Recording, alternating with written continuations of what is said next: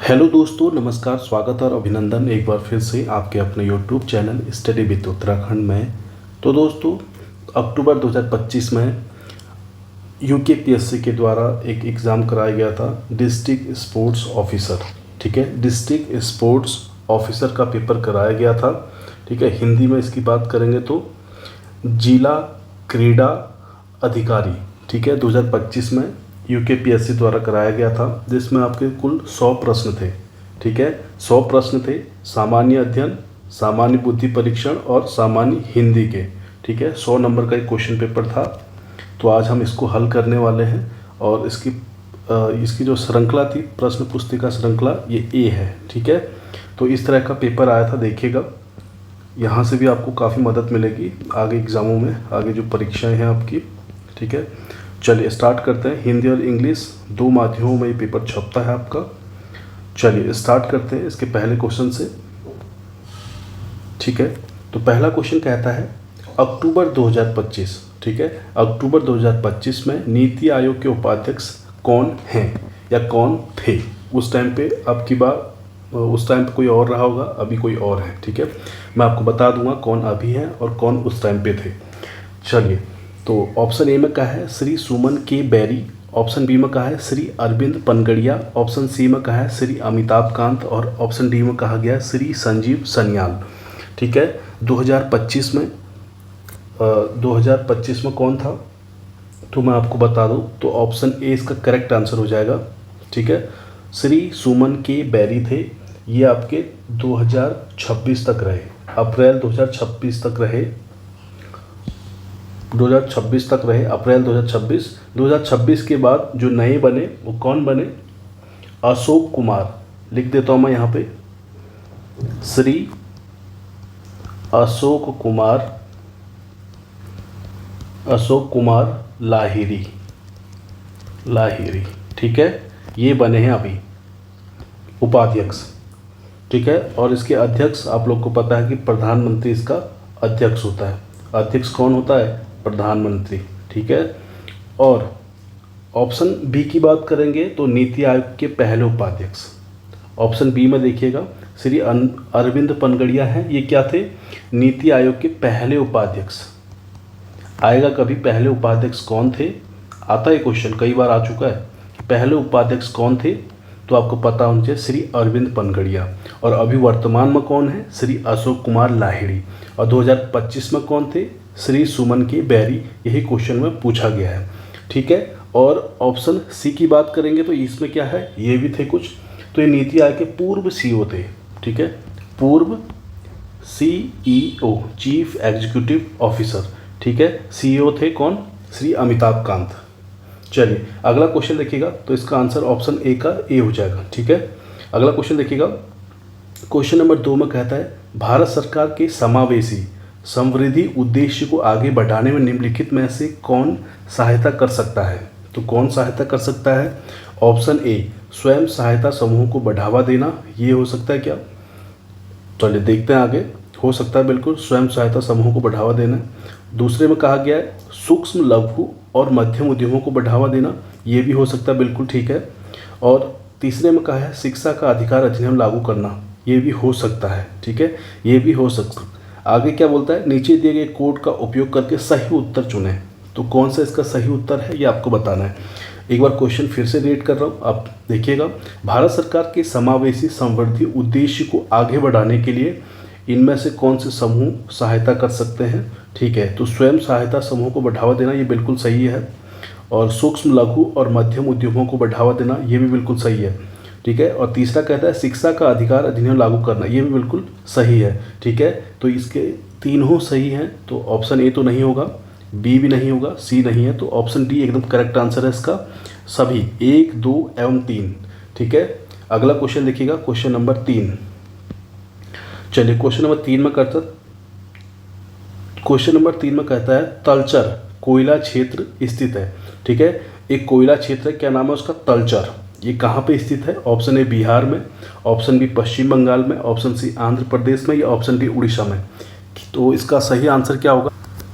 तो question number 4, sorry question number 3 का answer देखिएगा तो इसका सही आंसर है ऑप्शन डी, उड़ीसा एकदम करेक्ट आंसर हो जाएगा। ठीक है, अगला क्वेश्चन देखिए, क्वेश्चन नंबर 4 में क्या कहता है, किस निम्नलिखित जोड़े में से नदी और उसका उद्गम स्थल सुमेलित नहीं है। ठीक है, तो कहाँ कहाँ कौन सा सुमेलित नहीं है वो बताना आपको। ठीक है, तो ऑप्शन ए में कहता है चंबल जाना पाव पहाड़ी पर है, और ऑप्शन बी में कहता है महानदी सिहावा पे है, और सी में कहता है भीमा आपका ब्रह्मगिरी पे है, और ऑप्शन डी तुंगभद्रा आपका गंगामूला पे है। तो क्या इसका सही आंसर है? तो ऑप्शन ए जो चंबल नदी है वो जनापाव पहाड़ी से निकलती है, बिल्कुल सही है। महानदी आपका सिहावा से निकलती है, बिल्कुल सही है। और भीमा जो है ब्रह्मगिरी से निकलती है, ये आपका गलत हो जाएगा। भीमा ब्रह्मगिरी नहीं है, ब्रह्मगिरी, ब्रह्मागिरी ये। ठीक है, और ऑप्शन डी तुंगभद्रा आपका गंगमूला से निकलती है, ये भी बिल्कुल सही है। ठीक है, तो ऑप्शन सी इसका जो गलत हो जाएगा। ठीक है, ऑप्शन सी सुमेलित नहीं है। ठीक है, ब्रह्मगिरी नहीं ब्रह्मगिरी, बौ। ठीक है, यहाँ बहुत दिया हुआ। अगला क्वेश्चन देखिएगा, क्वेश्चन नंबर 5 में क्या कहता है देखिएगा, निम्नलिखित पर्वत श्रृंखलाओं को उत्तर से दक्षिण की ओर व्यवस्थित कीजिए और नीचे दिए गए कूट का प्रयोग कर सही उत्तर का चयन कीजिए। ठीक है, इसको उत्तर से दक्षिण की ओर व्यवस्थित करना है। तो सबसे पहले सबसे उत्तर में कौन आएगा, फिर उसके उत्तर में, फिर नीचे दक्षिण में, फिर दक्षिण में, इस तरह से आपको लगाना है ये श्रृंखला। तो क्या इसका सही आंसर होने वाला है? तो सबसे पहले आपका कराक्रम श्रृंखला आएगी, बिल्कुल सही है। ठीक है, और दूसरे पे आपका लद्दाख आएगा, बिल्कुल ये भी सही है। तीसरे पे पीर पंजाल श्रृंखला आएगी, ये भी बिल्कुल सही है। चौथे पे जास्कर श्रृंखला ये आएगा चौथे पे। ठीक है, नहीं, पहला कराकोरम सही है, लद्दाख दूसरे पे आएगा, तीसरे पे आपका जास्कर आएगी, तीसरे पे आएगा और चौथे पे जास्कर आएगा। इस तरह से इसका सही आंसर क्या हो रहा है, पहला, दूसरा, चौथा और तीसरा। ठीक है, तो इस तरह से आएगा, ऑप्शन बी एकदम करेक्ट आंसर हो जाएगा। पांचवे का बी एकदम करेक्ट है। ठीक है, अगला क्वेश्चन देखिएगा, छठे नंबर क्वेश्चन में कहता है निम्नलिखित में से कौन एक सही सुमेलित नहीं है। ठीक है, तो हरित क्रांति का संबंध किससे है, अनाज उत्पादन, बिल्कुल सही है। ठीक है, एकदम करेक्ट। ऑप्शन बी में कहता है श्वेत क्रांति का संबंध दुग्ध से है, ये भी बिल्कुल सही है। ऑप्शन सी में कहता है नीली क्रांति मत्स्य एवं सागरीय उत्पादन से, ये भी बिल्कुल सही है। ऑप्शन डी सुनहरी क्रांति मुर्गी पालन से है, ये आपका गलत हो जाएगा। ठीक है, ये आपका क्या हो जाएगा, गलत हो जाएगा। सुनहरी क्रांति यानी कि गोल्डन रेवोल्यूशन, ये किससे संबंधित है आपकी, मैं लिख देता हूँ, फल बागवानी से, फल बागवानी से हो जाएगा। और वहीं रजत क्रांति पूछेगा कभी तो रजत क्रांति ये किससे संबंधित है, तो ये अंडा उत्पादन। ठीक है, मुर्गी से कोई नहीं है। ठीक है, उसके अंडे उत्पादन से संबंधित है सिल्वर। ठीक है, इसको आप सिल्वर रेवोल्यूशन भी बोल सकते हो, इंग्लिश में सिल्वर रेवोल्यूशन। ठीक है, तो इसका डी वाला गलत हो जाएगा। ठीक है, सुमेलित नहीं है पूछा था ना, तो डी वाला नहीं है। अगला क्वेश्चन देखिए, क्वेश्चन नंबर 7, इसका एक पेपर और हुआ था स्पोर्ट्स का। ठीक है, और एक पेपर ये हुआ था, 2 पेपर हुए थे इसके। ठीक है, तो 7वां क्वेश्चन देखिएगा, योजनाओं को उनके उद्देश्यों से सुमेलित कीजिए। एक साइड योजना दिया है, एक साइड उसका उद्देश्य क्या है ये दिया गया है। कौन सा ये सुमेलित है, इनमें कूट आपको चुनना है। तो देखिएगा, पीएम गति शक्ति यानी गति किसको दिया जाता है, इंफ्रा कनेक्टिविटी को, पहले का चौथा। ठीक है, दूसरे वाले में दिया है पीएम विश्वकर्मा योजना, इसका संबंध किससे है, तो इसका पता लग रहा होगा आपको, तो कारीगरों को सहायता, दूसरे का सी। ऑप्शन में मैच करते रहना। ठीक है, एक यहाँ पे दिख रहा है, एक यहाँ पे दिख रहा है। तीसरा डिजिटल इंडिया, इसका संबंध किससे है, डिजिटल इंडिया का संबंध किससे है, इसका संबंध है तकनीकी पहुंच से। ठीक है, और मेक इन इंडिया का संबंध किससे है, तो इसका संबंध है विनिर्माण को बढ़ावा देना। बहुत अच्छा क्वेश्चन है, फिर ये रिपीट हो सकता है क्वेश्चन। ठीक है, इम्पोर्टेंट कर देना इसको। इम्पोर्टेंट, बहुत अच्छा है, ठीक है। पीएम गति शक्ति का संबंध किससे है? तो इंफ्रा कनेक्टिविटी। पीएम विश्वकर्मा योजना का संबंध है सी में क्या दिया? कारीगरों को सहायता। और तीसरे में कहा गया डिजिटल इंडिया, इसका संबंध है तकनीकी पहुंच। और मेक इन इंडिया का संबंध है विनिर्माण को बढ़ावा देना। तो ऑप्शन ए इसका बिल्कुल सही आंसर है, ठीक है।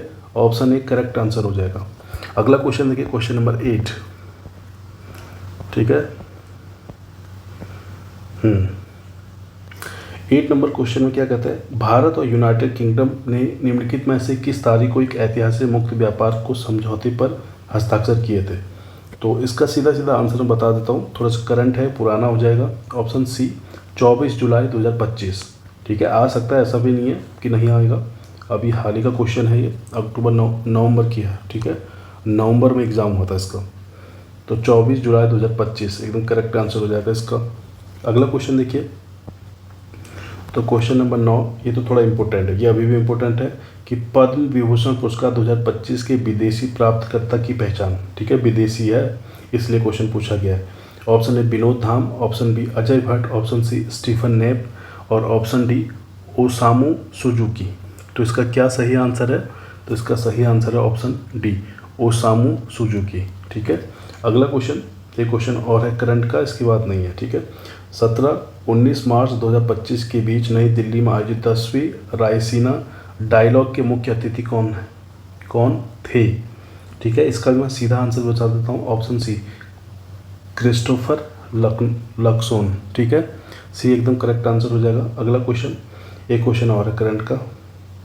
हाल ही में FID महिला विश्व कप 2025 के फाइनल में पहुंचने वाली पहली भारतीय महिला शतरंज खिलाड़ी कौन बनी? ये थोड़ा इंपॉर्टेंट है अभी भी, ठीक है। तो option A Koneru Humpy, option B Harika Dronavalli, option C Divya Deshmukh या ऑप्शन डी वैशाली रमेश बाबू। क्या इसका सही आंसर है? तो इसका सही आंसर है ऑप्शन सी दिव्या देशमुख, ठीक है। ये भी इंपॉर्टेंट क्वेश्चन है अभी भी, आगे के लिए भी। अगला क्वेश्चन, क्वेश्चन नंबर 12 देखिएगा। जुलाई 2025 में किस भारतीय संस्कृति संस्थान ने भगवत गीता और भरत मुनि के नाट्य शास्त्र को यूनेस्को की मान्यता पर एक राष्ट्रीय विचार गोष्ठी का आयोजन किया? ये अभी ये क्वेश्चन, ये भगवत गीता वाला क्वेश्चन अभी APS का एग्ज़ाम हुआ था, एडिशनल प्राइवेट सेक्रेटरी का, ठीक है। हरिद्वार लोक सेवा आयोग द्वारा कराया गया पेपर था, APS उसका मेंस था, तो वहाँ पे भी ये क्वेश्चन पूछा गया था। तो ऑप्शन ए में क्या दिया है? IGNCA इंदिरा गांधी राष्ट्रीय कला केंद्र, ऑप्शन बी संगीत नाटक अकादमी, ऑप्शन सी साहित्य अकादमी या ऑप्शन डी राष्ट्रीय नाट्य विद्यालय। तो इसका सही आंसर है ऑप्शन ए, ठीक है। ऑप्शन ए एकदम करेक्ट आंसर है, IGNCA इंदिरा गांधी राष्ट्रीय कला केंद्र। अगला क्वेश्चन देखिएगा, अब उत्तराखंड के क्वेश्चन शुरू हैं। क्वेश्चन नंबर 13, इससे पहले जो लोग नए जुड़ेंगे सब्सक्राइब जरूर करना, शेयर करना और लाइक करके जरूर जाना, ठीक है दोस्तों। तो क्वेश्चन नंबर 13 में कहता है गढ़वाल में डोला पालकी आंदोलन के प्रणेता कौन थे डोला पालकी आंदोलन के प्रणेता? Option A Purnachand Vidyalankar, option B Pratap Singh Negi, option C Jayanand Bharati या ऑप्शन डी इनमें से कोई नहीं, ठीक है। तो इसका सही आंसर क्या हो जाएगा? ऑप्शन सी, ठीक है, जयानंद भारती, ठीक है। ये आंदोलन जो है गढ़वाल क्षेत्र में दलितों शिल्पकारों को पालकी में बैठने के अधिकार दिलाने के लिए चलाया गया था, ठीक है। इसका मुख्य उद्देश्य क्या था? उस समय जो दलित दूल्हे होते थे ना, उनको पालकी में बैठने की अनुमति नहीं थी, ठीक है। चलिए अगला क्वेश्चन नंबर 14, इसमें क्या कहता है देखिएगा। यमुना घाटी में भूकंप रोधी बहुमंजिला काष्ठ भवनों को क्या कहा जाता है? ऑप्शन ए सुमेर, ऑप्शन बी चौखट, ऑप्शन सी पंचमूरा, ऑप्शन डी उपयुक्त सभी। चलिए, वैसे मैंने तो दोस्तों इसका पंचपूरा पढ़ा था, ठीक है। आयोग ने उपयुक्त सभी बोला गया, ठीक है, आयोग द्वारा उपयुक्त सभी बोला गया, तो ऑप्शन डी एकदम करेक्ट आंसर हो जाएगा, ठीक है। मैंने जो पढ़ा था वो पंचपूरा पढ़ा था, और ऑप्शन ए सुमेर भी कहा गया, बल चौखट भी कहा गया और पंचपूरा तो कहा ही गया है, तो ऑप्शन डी दिया है आंसर आयोग ने, तो 14वें का डी हो जाएगा करेक्ट आंसर, ठीक है, उपयुक्त सभी।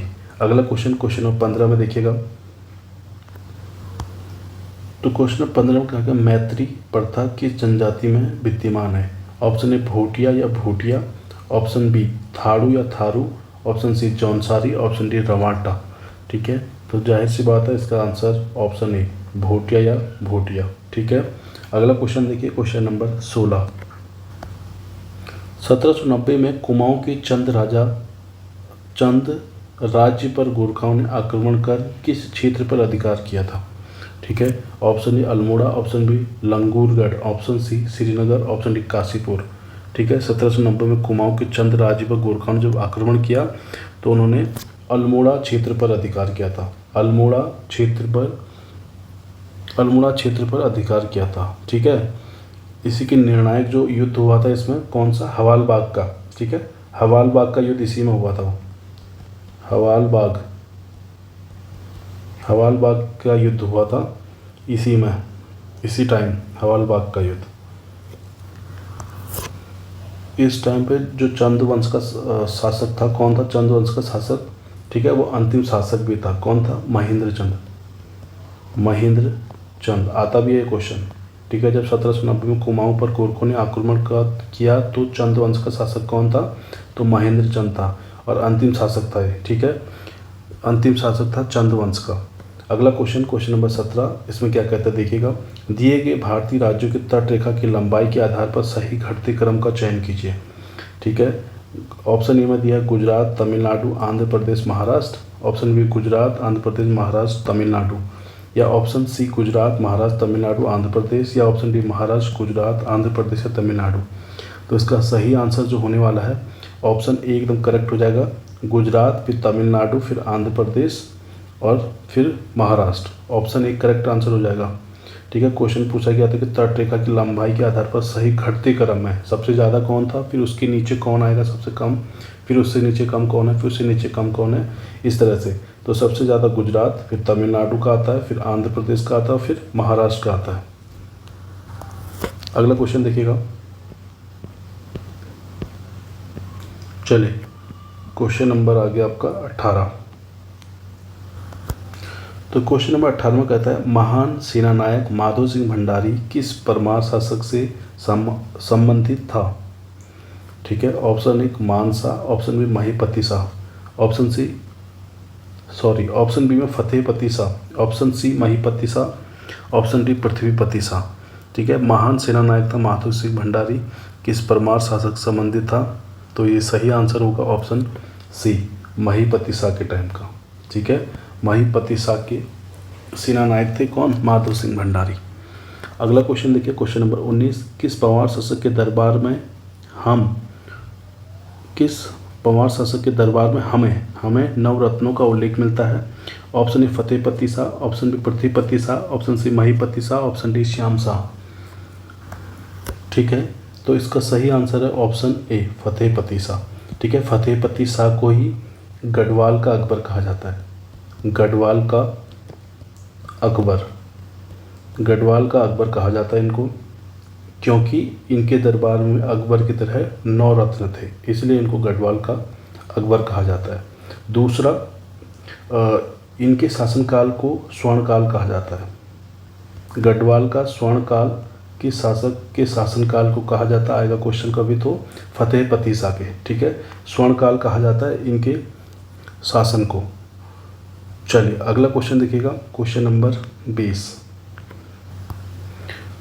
कुली बेगार प्रथा निम्नलिखित में से किससे संबंधित थी?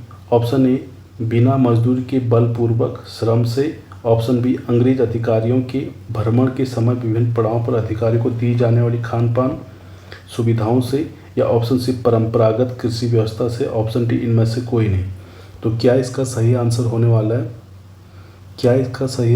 वाला है?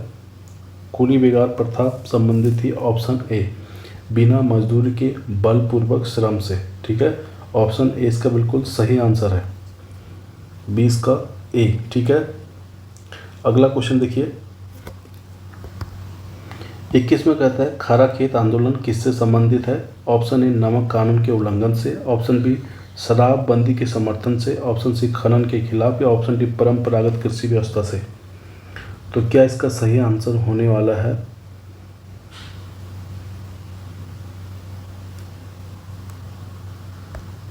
ऑप्शन ए, ठीक है, नमक कानून के उल्लंघन से, ये इसका बिल्कुल सही आंसर है।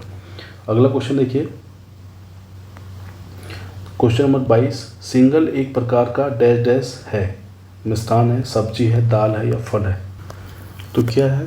तो इसका सही आंसर है ऑप्शन ए, ठीक है, सिंगल एक प्रकार की मिष्ठान है, मीठी स्वीट डिश है, मीठी डिश है, मीठी डिश, ठीक है। ये कुमाऊं क्षेत्र में मकर संक्रांति के शुभ अवसर पर बनाया जाता है सिंगल, ठीक है, मकर संक्रांति के अवसर पर। अगला क्वेश्चन देखिएगा, क्वेश्चन नंबर 23। तो क्वेश्चन नंबर 23 में कहता है सूची फर्स्ट को सूची सेकंड से सुमेलित कीजिए तथा नीचे दिए कूट से सही उत्तर चुनिए। सूची फर्स्ट, सूची सेकंड। तो सूची फर्स्ट में क्या कहता है? अधिकतम यानी कि सर्वाधिक भौगोलिक क्षेत्रफल वाला जनपद। तो कौन है भैया? सबसे पहले भौगोलिक जनपद वाला क्षेत्रफल कौन सा है? तो इसका सही आंसर है, वैसे तो चमोली है, चमोली दिया नहीं है तो उत्तरकाशी पहले पे इसका लगा दो, उत्तरकाशी, ठीक है। वैसे उत्तरकाशी चमोली के बाद है, चमोली प्रथम है, ठीक है, चमोली प्रथम है, उत्तरकाशी द्वितीय है। यहाँ पे ऑप्शन नहीं है चमोली, तो फिर उत्तरकाशी को ले लिया, ठीक। दूसरे में क्या कहता है? बी में न्यूनतम यानी कि सबसे कम भौगोलिक क्षेत्रफल वाला जनपद कौन सा है? तो सबसे कम कौन सा है? तो दूसरे का हो जाएगा चौथा, चंपावत, ठीक है, मिलान कीजिए, चंपावत आ जाएगा सबसे कम भौगोलिक क्षेत्रफल में।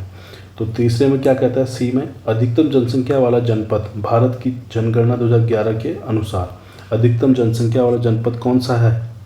कौन सा है भाई? तो अधिकतम जनसंख्या वाला है हरिद्वार, तो सी का दूसरा, मिलान कीजिए। डी में क्या कहता है? सर्वाधिक साक्षरता वाला जनपद, सबसे ज़्यादा जो जहाँ पढ़े लिखे लोग रहते हैं, जनगणना 2011 के अनुसार कौन सा जिला है? तो सर्वाधिक पढ़े लिखे या सर्वाधिक साक्षरता वाला जनपद है देहरादून, ठीक है। तो मिलाइए जरा पहले का तीसरा कहाँ दिख रहा है? तो ऑप्शन डी में दिख रहा है केवल, और तो वैसे कट हो जाएंगे फिर इस हिसाब से, ठीक है। चलिए, न्यूनतम यानी कि सबसे कम भौगोलिक क्षेत्रफल वाला जनपद है आपका चंपावत, ठीक है, दूसरे का चौथा।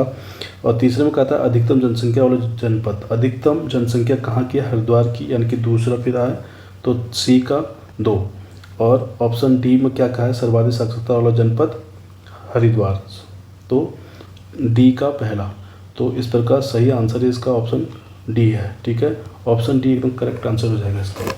अगला क्वेश्चन देखिएगा, क्वेश्चन नंबर 24। तो 24 में कहता है फतेह शाह की महानता पर कृति फतेह शाह कर्ण ग्रंथ की रचयिता कौन है? Option A Khetram Dhasmana, option B Shashidhar Dangwal, option C Shri Jatadhar, option D Sahdev Chandola.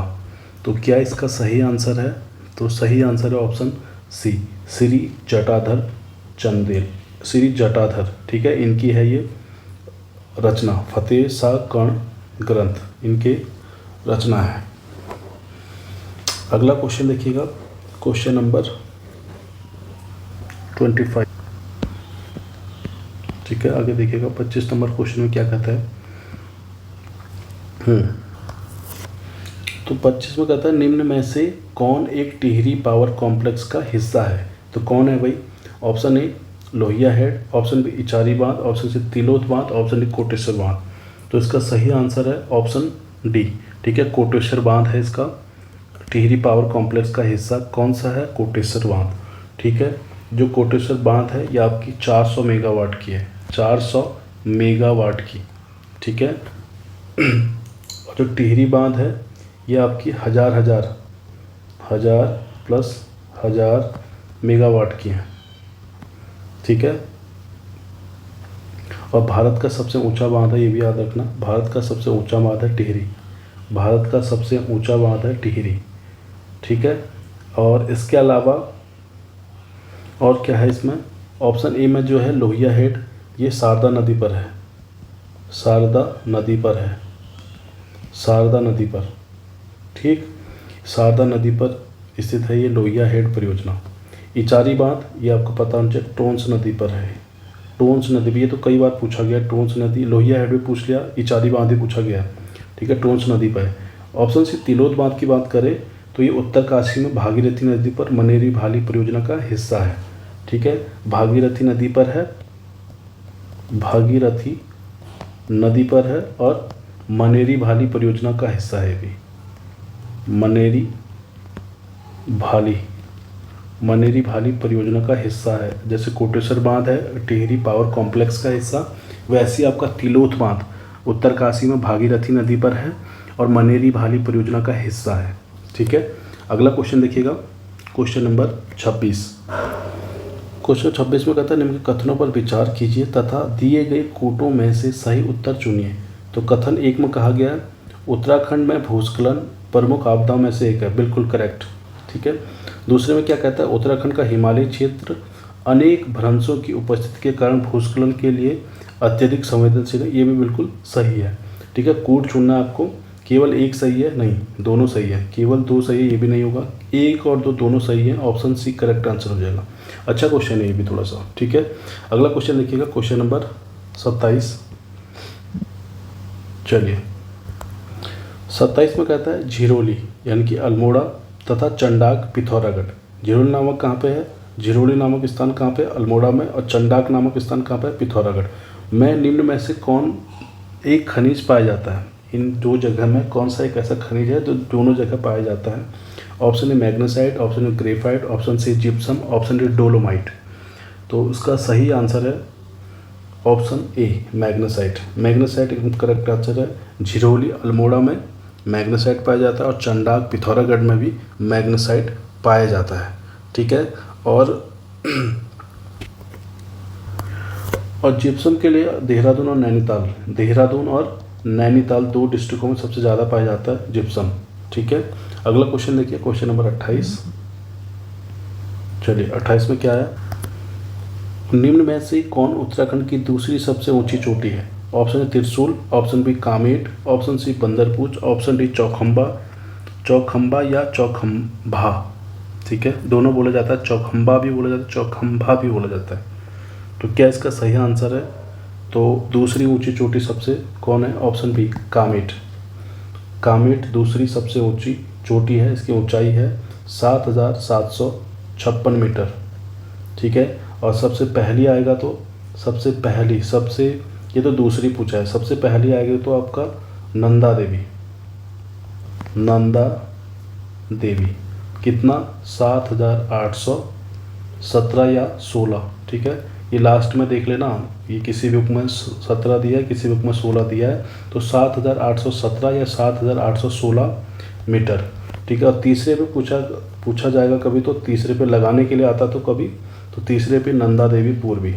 ठीक है, नंदा देवी पश्चिमी था, सबसे ऊंचाई पे जो है नंदा देवी पश्चिमी, और तीसरे पे नंदा देवी पूर्वी। इसकी ऊंचाई कितनी है भाई, 7,434 मीटर। ठीक है, ये आएगा तीसरे पे। अगला क्वेश्चन देखिएगा, क्वेश्चन नंबर 29। तो क्वेश्चन नंबर 29 में कहता है धराली अधिवास उत्तराखंड में कहाँ स्थित है। ये क्वेश्चन भी आ चुका है, अभी आया था क्वेश्चन। ऑप्शन ए भागीरथी और अस्सी गंगा नदियों के संगम पर, ऑप्शन बी भागीरथी और वरुणा नदी के संगम पर, ऑप्शन सी भागीरथी और खीर गंगा नदियों के संगम पर, ऑप्शन डी भागीरथी और जाड़ गंगा नदियों के संगम पर। तो इसका सही आंसर है, यहाँ आपदा आई थी ये भी पता होगा आपको, लास्ट टाइम मैंने उस दूसरी वीडियो में बता दिया, दूसरे पेपर में कुछ आया था इसके बारे में APS वाले में, तो उसमें बता दिया थोड़ा बहुत। ठीक है, भागीरथी आदिवास उत्तराखंड में भागीरथी और खीर गंगा नदियों के संगम पर स्थित है। ठीक है, ऑप्शन सी एकदम करेक्ट आंसर हो जाएगा इसको। अगला क्वेश्चन देखिएगा, क्वेश्चन नंबर 30। इसमें क्या कहता है जिम कॉर्बेट राष्ट्रीय उद्यान उत्तराखंड के निम्नलिखित में से किन जनपदों में स्थित है। Option A Dehradun Haridwar, option B Nainital Pauri, option C Nainital Udham Singh Nagar, या ऑप्शन डी पौड़ी और हरिद्वार। तो कहाँ कहाँ पे फैला हुआ है जिम कॉर्बेट राष्ट्रीय उद्यान, तो उसका सही आंसर होगा ऑप्शन बी नैनीताल और पौड़ी। ठीक है, स्थापना आएगा कभी जिम कॉर्बेट की, तो 1936 में स्थापना हुई थी, 1936 में। ठीक है, हेली राष्ट्रीय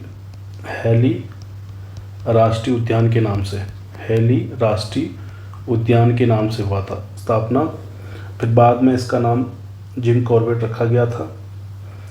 ठीक है, और इसका क्षेत्रफल आएगा कभी तो 520 लगभग 520 वर्ग किलोमीटर लगभग, ठीक है, 520। अगला क्वेश्चन देखिएगा, क्वेश्चन नंबर 31। तो 31 में कहा है निम्न कथनों पर विचार कीजिए तथा नीचे दिए गए कूटों में से सही उत्तर चुनिए। जो कूट देखे उनमें से सही उत्तर चुनना है। तो कथन 1 में कहा गया बीजापुर नहर, राजपुर नहर, खलंगा नहर एवं काला पाथर नहर, ठीक है, ये काला पाथर नहर देहरादून जनपद की ऐतिहासिक नहरें हैं, ठीक है। तो बिल्कुल सही है कि ये बीजापुर नहर भी आपका देहरादून में आता है, राजपुर नहर भी देहरादून में, खलंगा नहर देहरादून और काला पत्थर नहर भी देहरादून जनपद में स्थित हैं, ठीक है। दूसरे में कहता है नहरें सिंचाई के जल की महत्वपूर्ण स्रोत है। ये भी बिल्कुल सही है कि नहरें सिंचाई के लिए महत्वपूर्ण है, बिल्कुल सही। तो इसका कोट जो चुनना है नीचे, केवल एक नहीं, केवल दो नहीं, दोनों सही हैं। ऑप्शन सी करेक्ट आंसर हो जाएगा। 1 और 2 दोनों सही हैं, 1 तथा 2 दोनों सही हैं, ठीक है। अगला क्वेश्चन देखिए 32। तो 32 नंबर क्वेश्चन में क्या कहता है देखिएगा। तो 32 में कहता है सिलक्यारा टनल और धराली और धरासू उत्तराखंड के निम्न में से किस जनपद में स्थित है। Option A Chamoli, option A Pithoragarh, option C Uttarkashi, option D Bageshwar. तो इसका सही आंसर है सिलक्यारा टनल आपका उत्तरकाशी में है, धराली भी उत्तरकाशी में है, धरासू भी उत्तरकाशी में स्थित है, ठीक है। ऑप्शन सी एकदम करेक्ट आंसर हो जाएगा इसका। और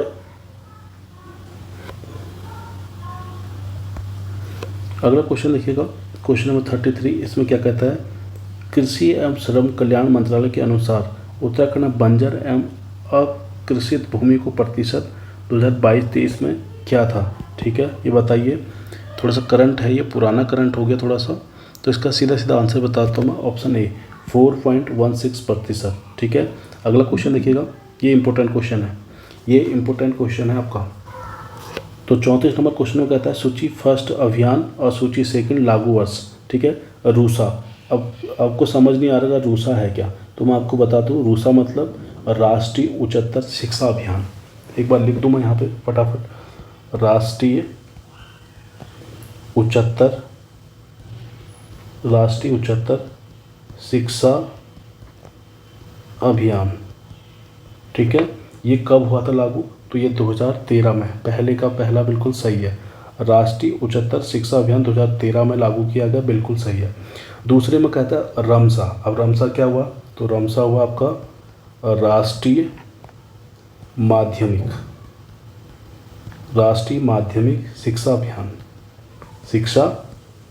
अभियान, ये कब लागू हुआ भाई, 2009 में, ये भी बिल्कुल सही है। तीसरे में कहा गया सूचना का अधिकार आरटीआई, ये 2005 में, ये भी सही है। और चौथे में कहा गया शिक्षा का अधिकार अधिनियम 2009 का है,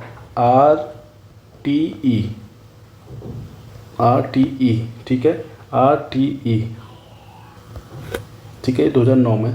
तो पहले का पहला, दूसरे का दूसरा, तीसरे का तीसरा और चौथे का चौथा। तो क्या इसका सही आंसर होगा, ऐसा कौन सा ऑप्शन दिख रहा है, ऑप्शन बी दिख रहा है। ए का ए, 2 का बी, 3 का सी, 4 का डी, यही इसका सही आंसर होगा, ठीक है। बहुत अच्छा क्वेश्चन है। रूसा मतलब राष्ट्रीय उच्चतर शिक्षा अभियान, रमसा मतलब राष्ट्रीय माध्यमिक शिक्षा अभियान, इनको ध्यान में रखिएगा। और नेक्स्ट क्वेश्चन में आ सकता है अगले एग्जाम में भी, ठीक है, अच्छा क्वेश्चन है। चलिए अगला क्वेश्चन देखिए, क्वेश्चन नंबर 35 में क्या कहता है सूची फर्स्ट संस्थान दिया गया है, सूची सेकंड में स्थान दिया गया है। कौन सा संस्थान कहाँ पे स्थित है आपको बताना है। तो सबसे पहले कहा गया जीबी पंत हिमालय पर्यावरण विकास संस्थान, ये कहाँ पे है, ये बताइए। तो ये कोसी कटारमल में है, बिल्कुल सही है। तो पहले का पहला ऑप्शन भी चेक करते रहेंगे, यहाँ पे है और यहाँ पे है, तो ये दोनों तो कट हो जाएंगे। दूसरे में क्या कहता है जड़ी बूटी शोध एवं विकास संस्थान, गोपेश्वर में है, बिल्कुल सही, ठीक है, गोपेश्वर में है। दूसरे का डी, तो बी में दिख रहा है, सी में, डी में गलत हो जाएगा, तो बी वाला होगा इसका सही आंसर। आगे देखा तीसरे में भारतीय पशु चिकित्सा एवं अनुसंधान संस्थान मुक्तेश्वर में है, मुक्तेश्वर यानी कि नैनीताल, गोपेश्वर यानी कि चमोली, और कोसी कटारमल यानी कि अल्मोड़ा, ठीक है, अल्मोड़ा में स्थित है। और गोपेश्वर चमोली में, मुक्तेश्वर आपका नैनीताल में। और चौथे में कहता है भारतीय वनस्पति सर्वेक्षण विभाग यानी कि देहरादून, ये बिल्कुल सही है। ठीक है। तो ए का ए, 2 का डी, नहीं ये गलत हो जाएगा, ये नहीं बन रहा। ठीक है, तो ऑप्शन डी वाला बनेगा। तो ए का ए, 2 का बी, 3 का सी, ये ऑप्शन डी एकदम करेक्ट आंसर हो जाएगा। 35 का डी। ठीक है, 35 का आंसर हो जाएगा डी। अगला क्वेश्चन देखिएगा। तो क्वेश्चन नंबर 36 में कहता है चूना पत्थर के संदर्भ में निम्नलिखित में से कौन सा या कौन से कथन सही हैं। चूना पत्थर एक अवसादी चट्टान है जो मुख्यतः कैल्शियम कार्बोनेट होता है। ठीक है, तो ये तो बिल्कुल सही है। दूसरा क्या कहता है, पहला तो सही है, दूसरा कहता है चूना पत्थर का प्रयोग सीमेंट उद्योग में होता है, ये भी बिल्कुल सही है। और तीसरे में कहता है इसका प्रयोग तापरोधी वस्तु को बनाने में किया जाता है, ये गलत हो जाएगा। ठीक है, तापरोधी बनाने में नहीं किया जाता इसका चूना पत्थर का प्रयोग। तो 36 का जो सही आंसर बैठेगा ऑप्शन सी, केवल 1 और 2। ठीक है, इसके जो कोड सही होगा ऑप्शन सी वाला होगा। चूना पत्थर एक अवसादी चट्टान है, बिल्कुल सही है, जो मुख्यतः कैल्शियम कार्बोनेट का होता है, बिल्कुल सही। दूसरे में कह रहा था चूना पत्थर का प्रयोग सीमेंट उद्योग में होता है, ये बिल्कुल सही है। ठीक है, और जो गलत है इसका तीसरा गलत था, इसका प्रयोग तापरोधी वस्तुओं को बनाने में नहीं किया जाता। ठीक है, तो 2 सही हैं, केवल 1 और 2 दोनों। अगला क्वेश्चन, क्वेश्चन नंबर 37। तो 37 में कहता है निम्नलिखित में से किस वर्ष फूलों की घाटी को यूनेस्को की विश्व धरोहर स्थल की सूची में शामिल किया गया है। Option A 2005, option B 1988, option C 2012, option D 1991। तो क्या इसका सही आंसर होने वाला है, तो इसका सही आंसर है ऑप्शन ए 2005 में। ठीक है, 2005 में फूलों की घाटी स्थित है आपकी चमोली ज़िले में, उत्तराखंड के चमोली ज़िलों में स्थित है फूलों की घाटी। ठीक है, और इसकी विशेषता क्या है, फूलों की घाटी की विशेषता क्या है, ये जो है नंदा देवी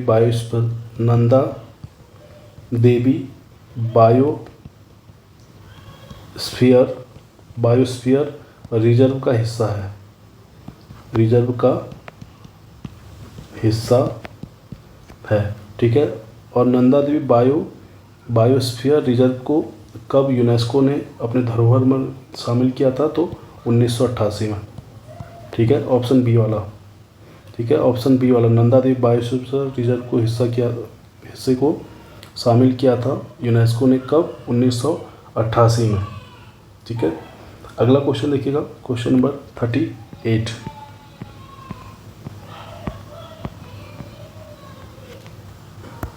तो क्वेश्चन 38 में कहता है उत्तराखंड में डडवार प्रथा संबंधित है। ऑप्शन ए वस्तु विनिमय आधारित, ऑप्शन बी दंड, ऑप्शन सी कर, या ऑप्शन डी आदेश। तो क्या इसका सही आंसर होने वाला है, तो इसका सही आंसर होगा ऑप्शन ए वस्तु विनिमय आधारित है।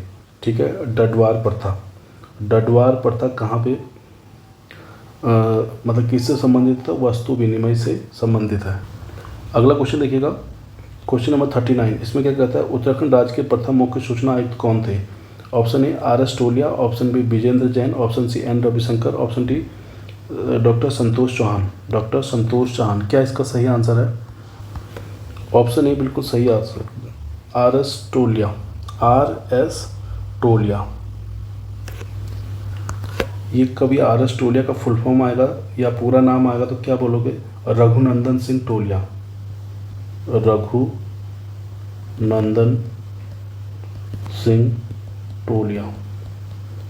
ठीक है, ये उत्तराखंड राज्य के प्रथम मुख्य सूचना आयुक्त थे। ठीक है, रघुनंदन सिंह टोलिया, आर.एस. टोलिया शॉर्ट नाम है। अगला क्वेश्चन देखिए, क्वेश्चन नंबर 40। इसमें क्या कहता है कुमाऊं भाबर खेतिहर न्यास निधि का गठन कब हुआ। Option A 1904, option B 1906, option C 1908, या ऑप्शन डी 1905। तो इसका सही आंसर है ऑप्शन बी 1906। ठीक है, 1906 इसका सही आंसर है, बी वाला। ठीक है, इसका उद्देश्य क्या था, इस निधि का उद्देश्य था खेतिहरों यानी कि कृषकों के लिए संसाधनों का प्रबंधन करना और वित्तीय स्थिरता प्रदान करना था। कभी आएगा इसका उद्देश्य क्या था, तो आपको पता होना चाहिए। जो कृषक थे उनके लिए संसाधनों का प्रबंधन करना और वित्तीय स्थिरता प्रदान करना, यही इसका मुख्य उद्देश्य था। अगला क्वेश्चन देखिए, क्वेश्चन नंबर 41। इसमें कहता है उत्तराखंड में वन पंचायत व्यवस्था ब्रिटिश काल से निम्न में से किस वर्ष से चली आ रही है। Option A 1912, option B 1931, option C 1921, या ऑप्शन डी 1927। तो इसका सही आंसर है ऑप्शन बी 1931 से शुरू था। अगर इसका उद्देश्य आएगा कि भैया वन पंचायत के उद्देश्य क्या था, तो ब्रिटिश सरकार की वन नीति के खिलाफ व्यापक विरोध प्रदर्शन के बाद इसका उद्देश्य था समुदायों को ग्राम वनों पर प्रबंधन और प्रशासनिक अधिकार देना। ठीक है, ये उद्देश्य था इसका।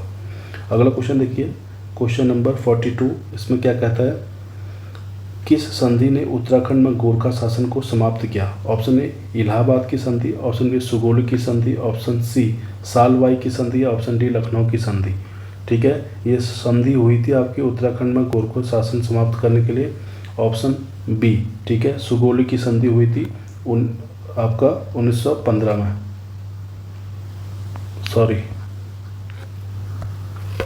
सुगौली की संधि हुई थी 1815 में। ठीक है, और स्वीकार इन्होंने गोरखों ने इसको स्वीकार किया था 1816 में, 1816 में स्वीकार किया था इन्होंने। ठीक है, क्वेश्चन आता है सुगौली की संधि कब हुई थी? संधि हुई थी 1815 में और गोरखों ने इसको अपनाया था कब? 1816 में। ऑप्शन ए इलाहाबाद की संधि। आगे अच्छा क्वेश्चन है, अभी कब हुई थी इलाहाबाद की संधि? 1765 में, 1765 में। और सालवाई की संधि ये कब हुआ था? तो ये हुआ था आपका 1782 में, 1782 में। और ऑप्शन डी लखनऊ की संधि हुई थी कब? 1916 में, 1916 में। अगला क्वेश्चन देखिएगा, तो 43 नंबर क्वेश्चन में कहता है उचित भूमि प्रबंधन के लिए ब्रिटिश सरकार द्वारा सन 1815 से 1928 के बीच कितने बंदोबस्त किए गए? तो ऑप्शन ए में कहा गया गढ़वाल में 12 और कुमाऊं में 10, ऑप्शन बी गढ़वाल में 10 और कुमाऊं में 12, ऑप्शन सी गढ़वाल में 5 और कुमाऊं में 10, ऑप्शन डी गढ़वाल में 10 और कुमाऊं में 5। ठीक है, वैसे इसका आंसर आयोग ने डिलीट किया हुआ है, डिलीट। ठीक है, इस क्वेश्चन को आयोग ने डिलीट किया है, पर इसका सही आंसर होना चाहिए ऑप्शन ए। मेरे हिसाब से ऑप्शन ए एकदम करेक्ट आंसर है, गढ़वाल में 12 और कुमाऊं में 10। ठीक है, और कुमाऊं में पहला भूमि बंदोबस्त हुआ था 1815 में ई गार्डनर के नेतृत्व में। ठीक है, और गढ़वाल में पहला भूमि बंदोबस्त हुआ था 1816 और ट्रेल द्वारा 1816 कहाँ पे? गढ़वाल में, गढ़वाल में। कुमाऊं में आएगा तो कुमाऊं में गार्डनर द्वारा कब? 1815 में। ठीक है, चलिए ये भी याद रखने वाला पॉइंट है आपके लिए। अगला क्वेश्चन देखिएगा, क्वेश्चन नंबर 44 में क्या कहता है, देखो जरा। इसमें कहता है निम्नलिखित भू प्रणालियों को उनके विवरणानुसार सही से सुमेलित कीजिए। ठीक है, सही से सुमेलित करना है आपको। तो सूची फर्स्ट दिया है, सूची सेकंड दिया है, इनका मिलान करना है।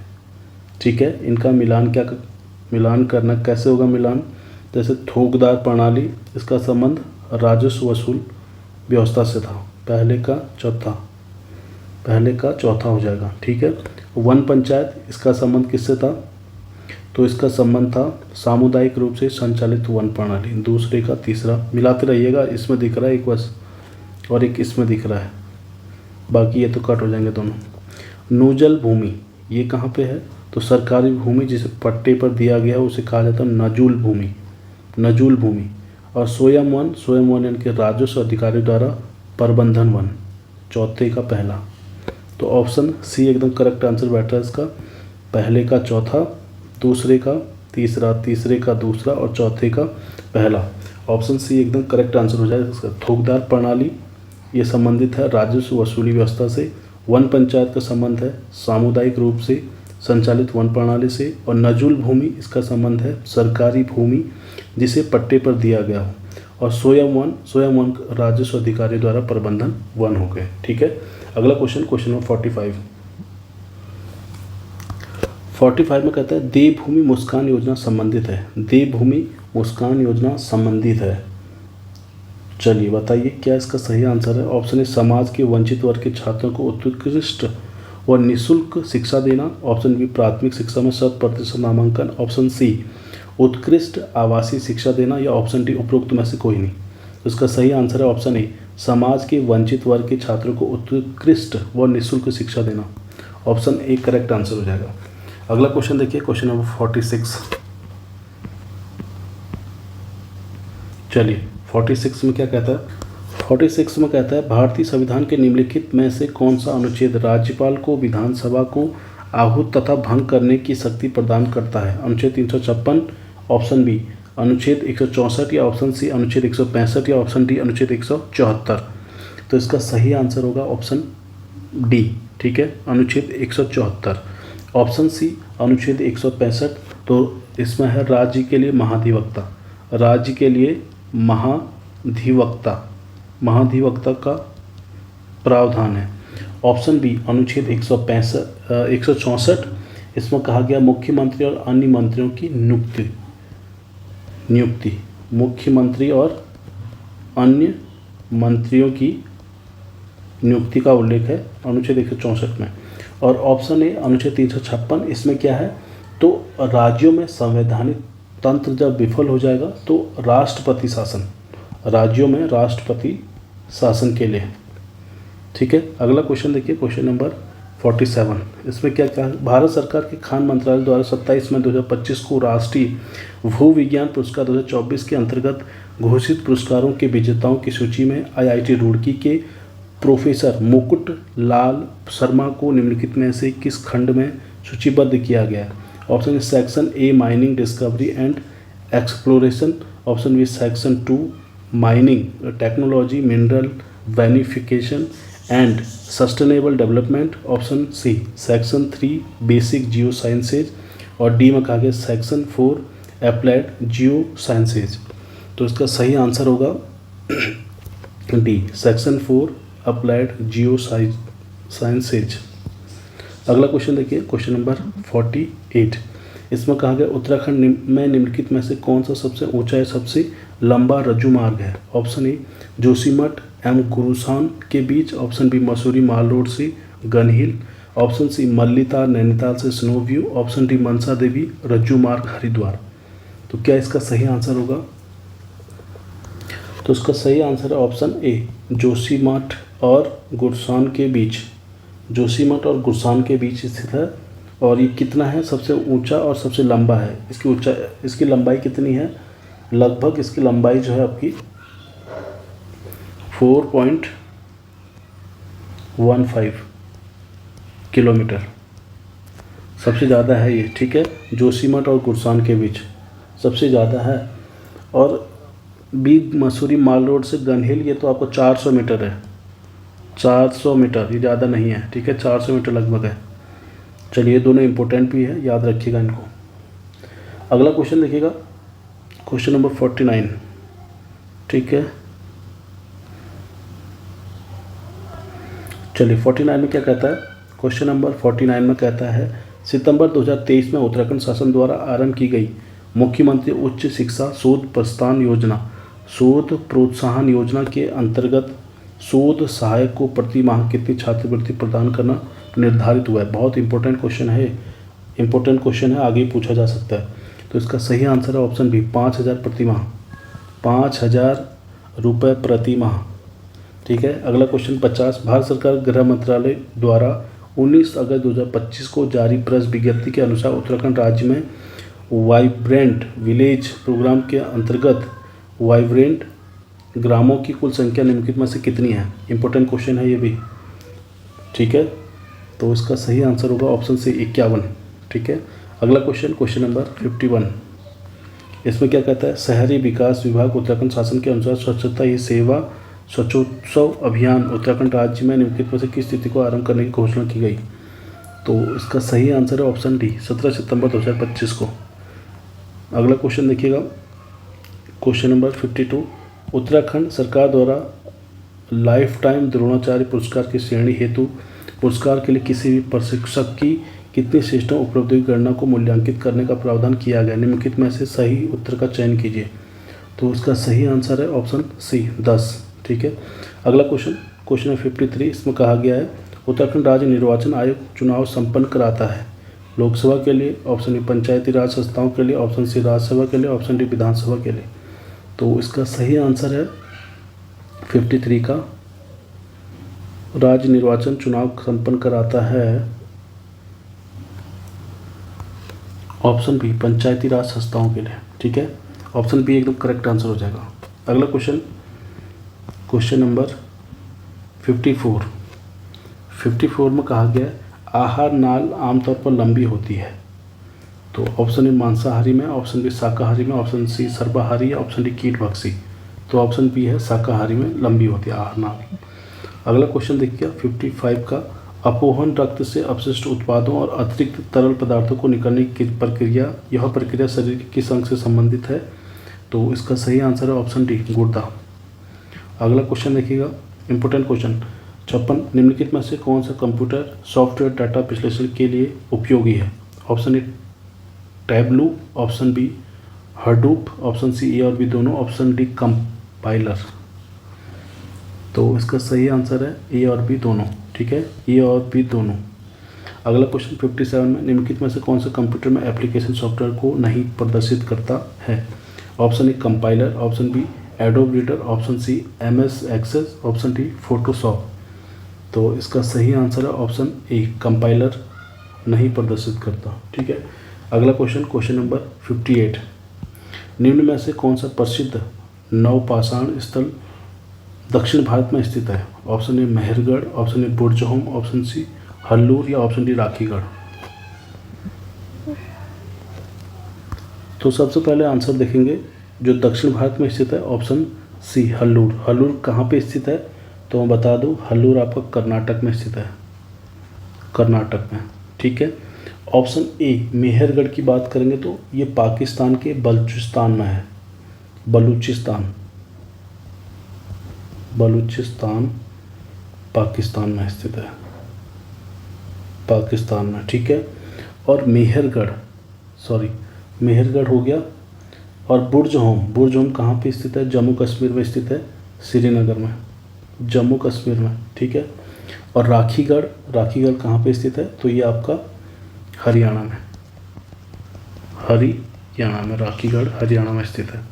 अगला क्वेश्चन देखिएगा, क्वेश्चन नंबर 59, इसमें क्या कहता है, निम्न देवी देवताओं में से कौन से एक जल, उर्वरता, वृक्ष, जंगल और निर्जन प्रदेश से जुड़ा है। Option A Vasudhara, option B Shiv, option C यक्ष या option D Harihar.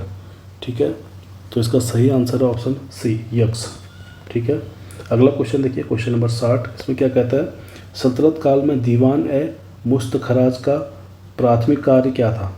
Option A सल्तनत काल के व्यय के कागजातों की देखभाल करना, ऑप्शन बी साम्राज्य के विभिन्न हिस्सों से बकाया राजस्व राशि की जांच एवं उसे वसूल करना, ऑप्शन सी जिस भूमि पर खेती न हो रही हो उसे खेती योग्य बनाना, या ऑप्शन डी आय व्यय का हिसाब रखना। तो इसका सही आंसर है ऑप्शन बी।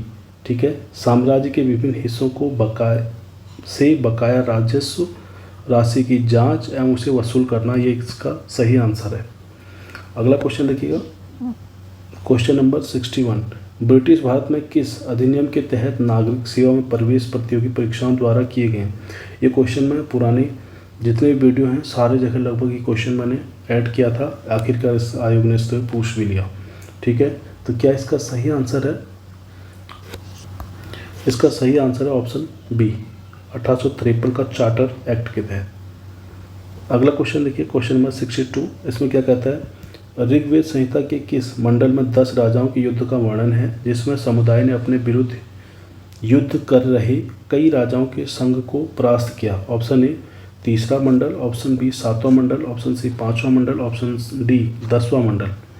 तो इसका सही आंसर है ऑप्शन बी 7वां मंडल था। ठीक है, अगला क्वेश्चन, क्वेश्चन नंबर 63, मानव कोशिका में कितने क्रोमोसोम होते हैं। Option A 44, option B 48, option C 46 या ऑप्शन डी 28। ठीक है, मानव कोशिका में, तो इसका सही आंसर है ऑप्शन सी। ठीक है, 46 होते हैं, 46 क्रोमोसोम होते हैं मानव कोशिका में।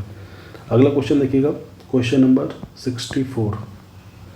चलिए 64 में कहता है, निम्नलिखित लोकसभा अध्यक्षों को कला कर्मानुसार व्यवस्थित कीजिए। सबसे पहले कौन थे, फिर कौन बने, फिर कौन बने और फिर कौन बने, इस प्रकार से आपको क्वेश्चन बताना है। तो सबसे पहले आपका गणेश वासुदेव मावलंकर को सबसे पहले रख दो, ये सबसे पहले लोकसभा अध्यक्ष थे, तो पहले पे इनको रख दो। ठीक है, दूसरे पे किसको रखोगे, दूसरे पे दूसरे पे रखो GMC बाल योगी, तो ये दूसरे पे आ गए, पहले पे दूसरे पे, ठीक हो गया। उसके बाद आएंगे आपके 4th नंबर मनोहर गंजन जोशी, ये चौथे पे आ जाएंगे, सॉरी ये तीसरे पे आ जाएंगे, तीसरे पे। फिर उसके बाद से आपका सोमनाथ चटर्जी आएंगे चौथे पे, और 5वें पे मीरा कुमार, सबसे लास्ट में मीरा कुमार आएंगे, मीरा कुमार जी आएंगे सबसे लास्ट में। तो इसका तो 5 तो यहाँ दिख रहा है, इससे भी आप पकड़ सकते थे, सबसे पहले और सबसे लास्ट, सबसे पहले गणेश वासुदेव और सबसे लास्ट मीरा कुमार, ठीक है। तो यहाँ तो और कहीं नहीं दिख रहा, देखो ये दो, तो ऑप्शन ए इसका सही आंसर है। सबसे पहले आएगा गणेश वासुदेव मावलंकर यानी कि GV मावलंकर, दूसरे पे GMC बालयोगी, और फिर उसके बाद मनोहर गंजन जोशी, फिर उसके बाद से सोमनाथ चटर्जी, और लास्ट में मीरा कुमार। इस तरह से ऑप्शन ए इसका सही आंसर हो जाएगा। अगला क्वेश्चन देखिएगा, क्वेश्चन नंबर 65। इसमें क्या कहता है, भारत के किस जिले में सबसे पहले पंचायती राज व्यवस्था का उद्घाटन हुआ? Option A Latur Maharashtra, option B Alwar Rajasthan, option C Nagaur Rajasthan, option D Garhwal Uttarakhand. तो इसका सही आंसर है ऑप्शन सी, नागौर राजस्थान में सबसे पहले हुआ था। और हुआ कब था? 2 अक्टूबर 1959 में। और उद्घाटनकर्ता कौन थे इसके? JL नेहरू, जवाहरलाल नेहरू, ठीक है। अगला क्वेश्चन देखिएगा, तो क्वेश्चन नंबर 66 में कहता है निम्न की संवैधानिक संशोधनों अधिनियम व उनके मुख्य प्रावधानों का मिलान करें और दिए गए कूट से सही उत्तर चयन कीजिए। सूची फर्स्ट, सूची सेकंड, ठीक है। 44वां संविधान संशोधन 1978, इसमें क्या हुआ था? दूसरा 52वां संविधान 1985, इसमें क्या हुआ था? तो दल बदल, इसको तो हमको पता होगा, दल बदल है दूसरे का पहला, ठीक है। और 44वां संविधान 1978 में क्या था? संपत्ति के आधार का हनन, ठीक है, पहले का चौथा, दूसरे का पहला। 61वां संविधान संशोधन में क्या हुआ था? मतदान की आयु में कमी हुई थी। और 86वां संविधान संशोधन में क्या हुआ था? मौलिक अधिकार के रूप में प्राथमिक शिक्षा, तो ऑप्शन ए इसका करेक्ट आंसर बन रहा है, ठीक है। जो 44वां संविधान संशोधन 1978 हुआ था उसमें संपत्ति के आधार का हनन हुआ था। और दल बदल विरोधी कानून हुआ था कब? 52वां संविधान संशोधन 1985। और मतदान की आयु में कमी की गई थी 61वां संविधान संशोधन 1988 में। और मौलिक अधिकार के रूप में आपका प्राथमिक शिक्षा 86वां संविधान संशोधन 2002 में किया गया था, ठीक है। तो इसका ऑप्शन ए करेक्ट आंसर हो जाएगा। अगला क्वेश्चन देखिए, क्वेश्चन नंबर 67। इसमें क्या कहता है? सामुदायिक विकास कार्यक्रम का जन्म डैश डैश डैश की पूर्व संकल्पना से हुआ। ऑप्शन ए राष्ट्रीय आंदोलन 1982, ऑप्शन बी भारत सरकार अधिनियम 1935, ऑप्शन सी जन शिक्षा पर रिपोर्ट 1944, या ऑप्शन डी पंचायती राज अधिनियम 1959। तो क्या इसका सही आंसर था? थोड़ा सा इम्पोर्टेंट क्वेश्चन है, तो इसका सही आंसर वैसे आयोग ने इसका आंसर क्या दिया पता है आपको? आयोग ने इसका आंसर दिया ऑप्शन सी, ठीक है। और मैंने जहाँ तक ये पढ़ा है, किसी बुक में पढ़ा था, ये ऑप्शन ए वाला, ठीक है। आप लोग देखिए, आयोग के साथ जाना चाहो या मेरे साथ देखिएगा, आप लोग भी इसको चेक करके बताइएगा। इस क्वेश्चन को कमेंट बॉक्स में ज़रूर इसका आंसर बताना आप लोग, ठीक है। चलिए, और सामुदायिक विकास कार्यक्रम कब शुरू हुआ आएगा कभी? तो इसकी शुरुआत कब हुई? तो 2 अक्टूबर 1952। इसका क्वेश्चन, इसका आंसर आप कमेंट बॉक्स में ज़रूर देना 67 का, ठीक है। इसका उद्देश्य क्या था पता है? ग्रामीण क्षेत्रों का समग्र विकास करना था इसका उद्देश्य, सामुदायिक विकास कार्यक्रम का, ठीक है। अगला क्वेश्चन, क्वेश्चन नंबर 68। इसमें क्या कहता है? 68 में कहता है केंद्रीय बजट 2025-26 के 4 विकास के इंजन कौन से हैं? ऑप्शन ए कृषि, MSME या निवेश और निर्यात। तो इसका सही आंसर यही है, ठीक है। ऑप्शन ए ही इसका बिल्कुल सही है, कृषि है, MSME है और निवेश और निर्यात। ये थे केंद्रीय बजट 2025-26 के 4 विकास इंजन। अगला क्वेश्चन, क्वेश्चन नंबर 69। इसमें कहा गया आर्थिक सर्वेक्षण 2024-25 के अनुसार डिजिटल सार्वजनिक अवसंरचना की नई भूमिका क्या है? तो क्या भूमिका है इसमें? इसका सीधा सीधा आंसर बताता हूँ मैं आपको। ऑप्शन डी, इससे तेज और अधिक समावेशी सेवा वितरण में सहायता मिलती है। अगला क्वेश्चन देखिएगा, क्वेश्चन नंबर 70 नंबर क्वेश्चन है, भारतीय संविधान के किस अनुच्छेद में कार्यपालिका से न्यायपालिका के पृथक्करण का प्रावधान है? ये थोड़ा सा इंपॉर्टेंट हो जाता है क्वेश्चन, तो इसका सही आंसर है ऑप्शन बी, अनुच्छेद 50 में ये उल्लेख है कि कार्यपालिका से न्यायपालिका को पृथक का प्रावधान है। अगला क्वेश्चन, क्वेश्चन नंबर 71, ठीक है। आप थोड़ा यहाँ से रीजनिंग के क्वेश्चन हैं, आप लोग हल कीजिएगा इनको, मैं सिर्फ इनके आंसर बता रहा हूँ, ठीक है। 71 का ए, ठीक है, सॉरी 71 का ए। 72 का 66 मीटर कपड़ा बेचने पर एक आदमी को 22 मीटर कपड़े के विक्रय मूल्य के बराबर लाभ होता है, उसका लाभ प्रतिशत क्या है? तो इसका सही आंसर है डी, ठीक है, 50%। ऑप्शन, अगला क्वेश्चन देखिए, क्वेश्चन नंबर 73, निम्नलिखित 3 कथनों पर इन 3 निष्कर्षों को पढ़िए, ठीक है। इनके पढ़ के इसका सही आंसर आपको, ये आपके लिए होमवर्क है, तो इसका सही आंसर बताना कमेंट बॉक्स में, तो इसका क्या सही आंसर है 73 वाले का, ठीक है। अगला क्वेश्चन है 74 का सही आंसर है ऑप्शन ए, ठीक है। यदि 4 आदमी 40 एकड़ की फसल को 30 दिन में काटते हैं तो 18 आदमी 12 दिनों में कितनी एकड़ की फसल काट लेंगे?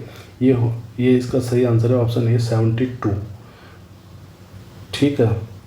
अगला क्वेश्चन देखिए, क्वेश्चन नंबर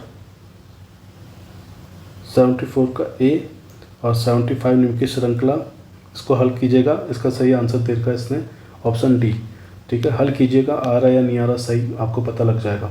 76, इसका सही आंसर है ऑप्शन ए 7953। 77 निम्नलिखित आकृतियों में से कौन से दूसरों से भिन्न है? तो साफ साफ पता लग रहा है इसमें भिन्न कौन सा है, ये वाला। इसलिए भिन्न है क्योंकि यहाँ पे आपका वर्ग है और अंदर आपका इसने त्रिभुज दे दिया, और जगह ऐसा नहीं है, ठीक है। सर्किल के अंदर सर्किल है और ये जो त्रिभुज है इसके अंदर ही त्रिभुज है, और ये आयत के अंदर ही आयत है, ठीक है। तो इसने आयत के अंदर क्या दिया? त्रिभुज, तो ये गलत हो जाएगा इसका सी वाला। अगला क्वेश्चन, क्वेश्चन नंबर 78 का सही आंसर दिया इसने ऑप्शन डी। अगला क्वेश्चन 79 का आंसर दिया इसने बी, ठीक है। कहा है एक 280 मीटर लंबी रेलगाड़ी अपनी लंबाई से 3 गुना लंबे प्लेटफॉर्म को 9 मिनट और 20 सेकंड में पार करती है। रेलगाड़ी की चाल, रेलगाड़ी की स्पीड पूछा हुआ है, ठीक है। अगला क्वेश्चन 80 में क्या बोला है? 5000 पर 10% वर्ष की दर से 2 वर्षों में अर्जित चक्रवृद्धि ब्याज और साधारण ब्याज के बीच अंतर क्या होगा? तो इसका सही आंसर है ऑप्शन ए ₹50, ठीक है। अगला क्वेश्चन, क्वेश्चन नंबर, आप थोड़ा सा हिंदी आ गया देखिएगा, हिंदी आ गई, हिंदी को देखते थोड़ा सा। ऊ है, ऊ क्या है? एक ह्रस्व स्वर है, एक दीर्घ स्वर है, एक संयुक्त स्वर है, एक प्लुत स्वर है। तो इसका सही आंसर है ऑप्शन बी, दीर्घ स्वर है, ठीक है। ये मैं बहुत बार करा चुका हूँ। ऊ और ऊ मिलकर बड़ा ऊ बनता है तो वो आपका दीर्घ स्वर होता है। 82 में क्या है? निम्नलिखित में से अव्ययी भाव समास का उदाहरण है, कौन सा है? तो इसका सही आंसर है ऑप्शन बी, प्रतिमान, अव्ययी भाव। 83, इसमें क्या कहता है? ऐसा ना हो कि कोई आ जाए, वाक्य में कोई किस सर्वनाम का उदाहरण है? सर्वनाम, संकल्प सीरीज के 26 पार्ट हो चुके हैं। सर्वनाम, संज्ञा, विलोम शब्द, पर्यायवाची, ये सब कुछ हो चुके हैं। उस वीडियो को देखिएगा जरूर, आपको निश्चित ही यहाँ फ़ायदा मिलेगा हर पेपर में, ठीक है। तो 83 का सही आंसर होगा ऑप्शन सी, ठीक है। इसमें जो कोई शब्द है वो अनिश्चयवाचक सर्वनाम है। सर्वनाम के 6 भेद होते हैं, ये भी बताया था। अगला क्वेश्चन, क्वेश्चन नंबर 84, निम्नलिखित में से कौन सा तद्भव शब्द है? तो कौन सा इसमें से तद्भव शब्द है? तो सही आंसर है ऑप्शन सी, आग, ठीक है। अग्नि का आग, ऑप्शन सी एकदम करेक्ट आंसर है। अगला क्वेश्चन देखिएगा, ठीक है, ऑप्शन सी, ये अग्नि, अग्नि क्या हो जाएगा? तत्सम, इसका जो आपका तद्भव होगा आग हो जाएगा। ऑप्शन ए भक्त, इसका क्या? ये तो मूल शब्द, ये तो संस्कृत का है, ठीक है। ये आपका तत्सम शब्द है, तत्सम शब्द। और ऑप्शन तत्सम, ठीक है। ऑप्शन बी जो आपका देखा प्रिय, इसका जो तद्भव होगा क्या हो जाएगा, पीय, पीय। और क्या हो जाएगा, मध्य, मध्य। इसका जो तद्भव होगा मध्य का वो क्या होगा, मंझ, मंझ। ठीक है, ये इसका तद्भव हो जाएगा। अगला क्वेश्चन देखिएगा, क्वेश्चन नंबर 85। शब्द और उसके विलोम का कौन सा युग्म गलत है, कौन सा गलत है ये आपको बताना है। तो कौन सा गलत है, कौन सा गलत है इनमें बताइए ज़रा।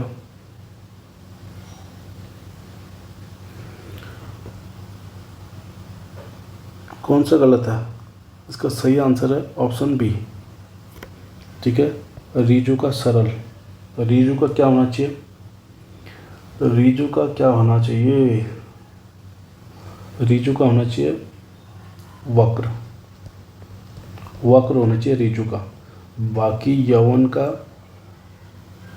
वार्धक्य ये बिल्कुल सही है, विधवा का सद्वा ये भी सही है, व्यष्टि का समष्टि ये भी सही है। तो ऑप्शन बी गलत है, रीजू का वक्र होगा, जाहिर सी बात है। ठीक है, रीजू का वक्र। अगला 86 में कहा गया किए हुए उपकार को मानने वाला वाक्यांश के लिए एक शब्द है। ऑप्शन ए उत्तरदायी, ऑप्शन बी कृतज्ञ, ऑप्शन सी कृतज्ञ या ऑप्शन डी आजीवन। तो इसका सही आंसर होगा ऑप्शन सी कृतज्ञ। जो न मानता हो, जो किए गए उपकार को न मानता हो उसके लिए कृतज्ञ होगा, जो मानता है उसके लिए कृतज्ञ। ठीक है, ऑप्शन सी एकदम सही आंसर है इसका। जो नहीं मानता है उसके लिए कृतज्ञ, ऑप्शन बी हो जाएगा। अगला क्वेश्चन, क्वेश्चन नंबर 87। इसमें क्या कहा गया, भ्रमर शब्द का पर्यायवाची नहीं है। तो कौन सा नहीं है, तो ऑप्शन ए जो कुंजर है ये हाथी का होता है, हाथी का। बाकी आपका मधुप होता है, अली होता है और षटपद 6 पैरों वाला होता है। ये तीनों आपके भ्रमर के हो जाएंगे। और जो कुंजर शब्द है ये हाथी का होता है, ये नहीं होगा। अगला क्वेश्चन, क्वेश्चन नंबर 88। इसमें क्या कहता है, निम्नलिखित में से भाववाचक संज्ञा है। तो कौन सा इनमें से एक भाववाचक संज्ञा है बताइए ज़रा, कौन सा भाववाचक संज्ञा है। 88 नंबर क्वेश्चन। तो इसका सही आंसर है ऑप्शन डी मानवता, मानवता का भाव आ रहा है तो ऑप्शन डी इसमें भाववाचक संज्ञा है। अगला क्वेश्चन 89। 89 क्वेश्चन में क्या है, इसमें कोई चिन्ह दिया हुआ है और पूछा है विराम चिन्ह को कहते हैं अल्प विराम, पूर्ण विराम, अर्ध विराम या संक्षेपक सूचक। ठीक है, कुछ इस तरह से दिया हुआ है, एक डॉट और एक कॉमा। ठीक है, तो यह होता है आपका अर्ध विराम, अर्ध विराम होता है। ठीक है, अल्प विराम क्या होता है, एक कॉमा। पूर्ण विराम एक लाइन, एक खड़ी लाइन। ठीक है, और संक्षेप सूचक, संक्षेप सूचक में क्या आता है तुम्हारा, संक्षेप सूचक में आता है आपका ये संक्षेप सूचक या कुछ और। चलिए एक क्वेश्चन आपके लिए यह भी है कि संक्षेप सूचक चिन्ह क्या होता है, ये आपको कमेंट बॉक्स में बताना है। अगला क्वेश्चन देखिए, क्वेश्चन नंबर, मुझे तो पता है वैसे, कुछ इस तरह से होता है। ठीक है, संक्षेप सूचक ये होता है ना, लाघव चिन्ह अलग हो जाता है, लाघव इस कुछ इसी तरह लाघव भी होता है। ठीक है, संक्षेप सूचक आएगा तो, या तो फिर संक्षेप सूचक को ऐसे भी कर सकता हूँ मैं, संक्षेप सूचक मैं इसी को करूँगा, ये इस तरह से संक्षेप सूचक, और लाघव हो जाएगा ये लाघव। ठीक है, आप लोग भी बताना कमेंट बॉक्स में संक्षेप सूचक चिन्ह क्या होता है। अगला क्वेश्चन, क्वेश्चन नंबर 90। इसमें क्या कहता है, क्वेश्चन नंबर 90 में कान में तेल डालना मुहावरे का अर्थ है। कान में तेल डालना मुहावरे का अर्थ क्या होता है बताइए ज़रा। तो क्या होता है, ऑप्शन ए कान में दर्द होना, ऑप्शन बी सुनकर भी ध्यान न देना, ऑप्शन सी कान में दवा डालना, या ऑप्शन डी सुनाई न देने की बीमारी। तो इसका सही आंसर है ऑप्शन बी, ऑप्शन बी सुनकर भी ध्यान न देना। अगला क्वेश्चन, जगदानंद का संधि विच्छेद होगा। ऑप्शन ए जगदा प्लस नंद, ऑप्शन बी जग प्लस आनंद, ऑप्शन सी जगत प्लस आनंद, या ऑप्शन डी जगत प्लस आनंद। तो इसका सही आंसर होगा ऑप्शन सी जगत प्लस आनंद। इसमें कौन सा संधि होगी, कौन सी संधि होगी बताइए। व्यंजन संधि, व्यंजन संधि। अगला क्वेश्चन, क्वेश्चन नंबर 92। इसमें कहता है आँख का अंधा नाम नयन सुख लोकोक्ति का उपयुक्त अर्थ, गुण के विपरीत नाम होना, गुणहीन की प्रशंसा करना, गुणहीन के गुणवान से तुलना। ऑप्शन डी गुणवान व्यक्ति की उपेक्षा करना। तो क्या इसका सही आंसर हो जाएगा? इसका सही आंसर होगा ऑप्शन ए, गुण के विपरीत नाम होना। आँख का अंधा नाम नयन सुख, लोकोक्ति का सही अर्थ है गुण के विपरीत नाम होना, ऑप्शन ए। अगला क्वेश्चन, क्वेश्चन नंबर 93, निम्नलिखित में से कौन सा तत्सम शब्द है? इनमें कौन सा शब्द आपका तत्सम है, बाकी और होंगे तद्भव? एक ही है इसमें जो तत्सम। तो ऑप्शन ए मयूर शब्द है, मयूर, ठीक है।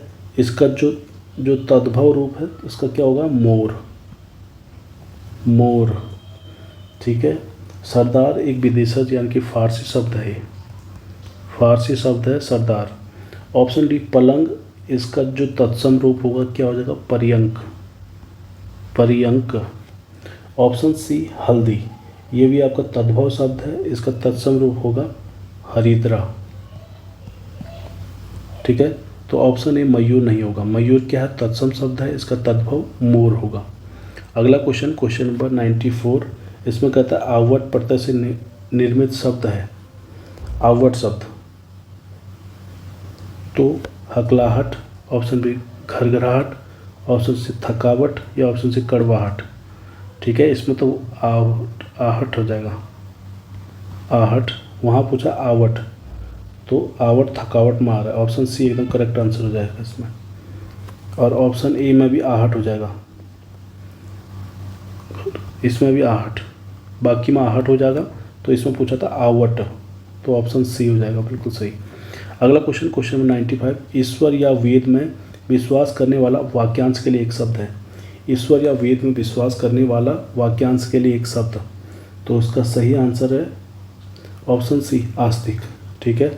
आस्तिक होगा, और जो नहीं करता विश्वास उसे कहेंगे नास्तिक, जो विश्वास करता है उसको कहते हैं आस्तिक। अगला क्वेश्चन, क्वेश्चन 96, कु उपसर्ग से निर्मित शब्द है, कु, ठीक है, कु 96, इसका सही आंसर है कु प्लस प्रबंध, ठीक है, प्रबंध। तो यही इसका सही आंसर हो जाएगा बी वाला। अगला क्वेश्चन, क्वेश्चन नंबर 97, सदैव, सदैव में संधि है कौन सी? ऑप्शन ए स्वर संधि, ऑप्शन बी गुण संधि, ऑप्शन सी वृद्धि संधि या ऑप्शन डी यण संधि। तो इसका सही आंसर है ऑप्शन सी वृद्धि संधि। अगला, ये संधि वंधि सब हो चुके हैं, मैं फिर बता रहा हूँ, संकल्प सीरीज की 26 पार्ट हो चुके हैं, उसमें सब बता दिया उसमें एक एक करके, ठीक है। संधि, सर्वनाम, विशेषण और बाकी सब चीज़ें। अगला क्वेश्चन, क्वेश्चन 98, निम्नलिखित में से स्त्री का पर्यायवाची शब्द है। ऑप्शन ए में क्या दिया है इसने? Kanak, option B Kesari, option C Vanita या ऑप्शन डी रमणीक। तो इसका सही आंसर है 98 का ऑप्शन सी वनिता, ठीक है। अगला क्वेश्चन, क्वेश्चन नंबर 99, निम्नलिखित में से कौन सा संयुक्त व्यंजन है? कौन सा संयुक्त व्यंजन है इसमें? तो ऑप्शन ए, ठीक है, अक्षौ इसमें संयुक्त व्यंजन, ये भी हो चुका है पुराने वीडियो में, देखिएगा जरूर। 100 नंबर क्वेश्चन कहता है सकट शब्द का तद्भव रूप है, सकट।